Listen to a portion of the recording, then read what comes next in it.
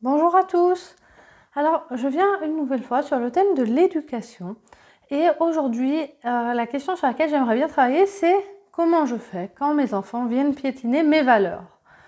C'est quoi piétiner les valeurs? Eh bien, simplement quand vous croisez des gens et que votre enfant ne dit pas bonjour et que ça vous agace fortement, ou quand vos enfants se moquent de quelqu'un d'autre et que du coup, vous savez même pas comment réagir. C'est que vous avez ces valeurs-là de respect des autres, de politesse, etc., etc., et que votre enfant, il a bien décidé de piétiner celle-ci aujourd'hui. Du coup, qu'est-ce qui se passe en fait? Ça fait suite un petit peu à ma vidéo sur en quoi est-ce que je réussis ou pas l'éducation de mes enfants, et est-ce que ça veut dire que j'ai raté?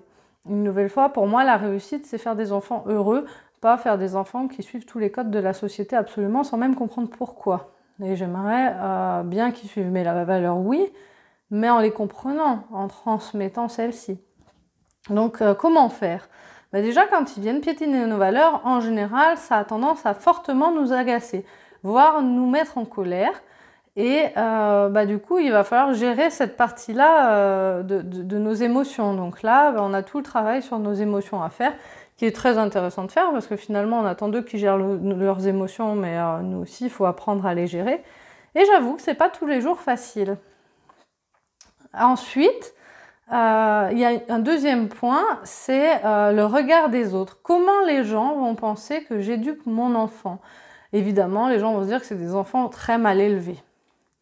Ça, c'est encore les trucs de la société, évidemment. Et je crois bien que quand on veut faire d'éducation bienveillante, il faut se sortir du regard des autres. Parce que, évidemment, vous n'allez pas incendier vos enfants à chaque fois qu'ils font des erreurs. Juste pour faire plaisir aux autres, parce que si ça ne correspond pas à vos valeurs et à la façon dont vous voulez les éduquer. Une fois que vous avez ces deux problèmes-là de résolus, il reste la suite. Alors la suite, ça va être comment je vais communiquer avec mes enfants pour venir leur expliquer que moi, ça me dérange.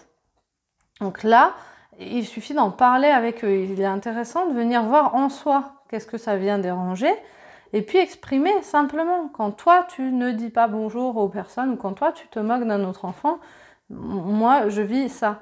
Moi, ça m'embête parce que j'ai l'impression que tu les respectes pas et moi j'ai cette notion du respect des autres ou de la politesse, etc., etc. C'est intéressant d'en parler.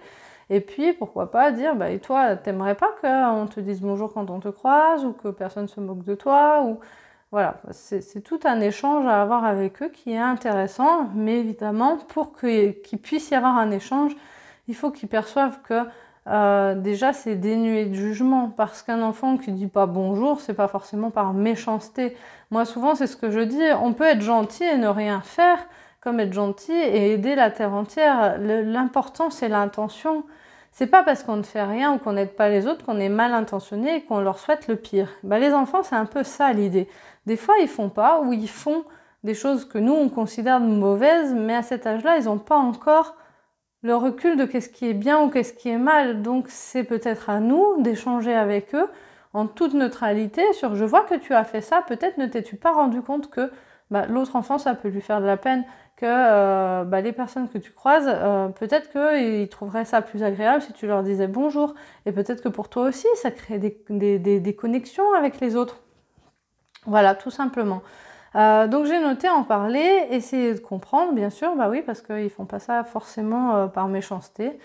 Souvent, on se rend compte qu'ils sont pas dans la méchanceté, mais dans l'amusement, en fait, les enfants. Et puis, si besoin, de toute façon, on a cette possibilité aussi de stopper la situation. Quand c'est des cas extrêmes de moquerie ou de je peux faire mal à quelqu'un d'autre, on a toujours la possibilité de prendre notre enfant et de dire là, maintenant, par contre, je ne peux pas te laisser faire ça, c'est le respect des autres. On ne peut pas faire mal aux autres. Et à ce moment-là, je suis obligée de t'enlever et de t'arrêter.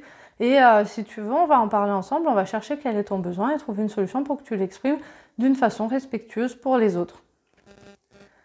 Il me semble que j'ai fait le tour. Alors, j'aurais vraiment du plaisir à vous lire en commentaire, savoir un petit peu quel est votre point de vue sur ce thème-là. Je partage mes points de vue à moi, qui sont mes vérités à moi, et évidemment, il peut y avoir plein d'autres vérités sur ce sujet-là.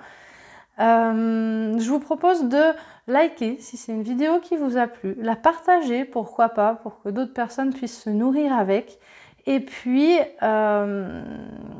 vous abonner si ce n'est pas déjà fait. Il y aura d'autres vidéos sur ce thème-là, de l'éducation positive, donc n'hésitez pas. À bientôt!